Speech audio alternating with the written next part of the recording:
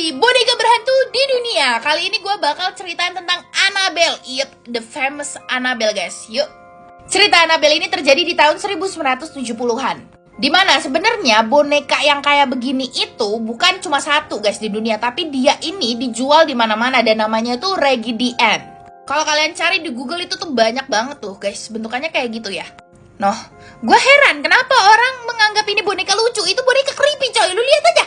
Nah, saat itu ada seorang ibu yang beli boneka Raggedy Ann ini di satu toko antik. Dan dikasih nih ke anaknya yang namanya Donna yang seorang perawat waktu itu. Nah, anaknya ini suka banget sama boneka itu dan akhirnya dia bawa ke kosannya dia yang dimana dia tinggalnya berdua sama temennya.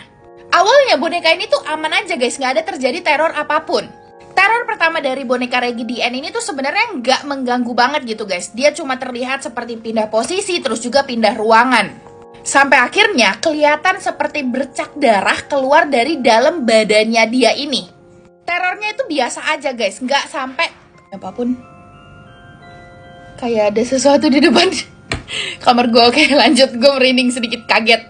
Jadi teror yang menyerang fisik pertama kali itu bukan terjadi ke Donna guys, tapi terjadi ke temannya Donna yang namanya Lou yang saat itu lagi nginep di kosannya. Waktu itu dia lagi tidur siang dan tiba-tiba dia kebangun ngerasa kayak ada yang cekek. Pas dia buka matanya, ini boneka ada di atas dadanya sambil nyekek.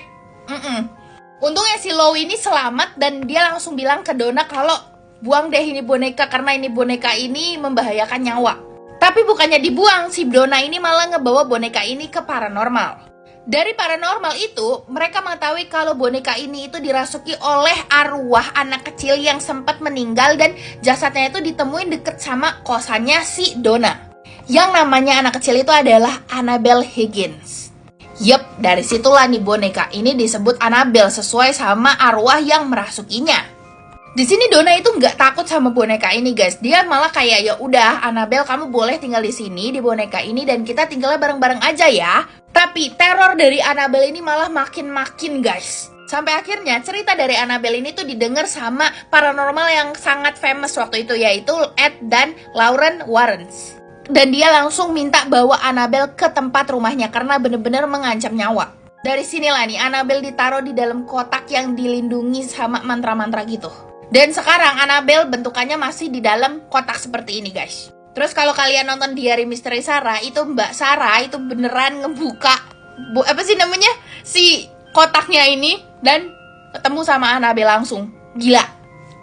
Oke deh, next kita bahas Mandy the Doll ya dan juga Robert.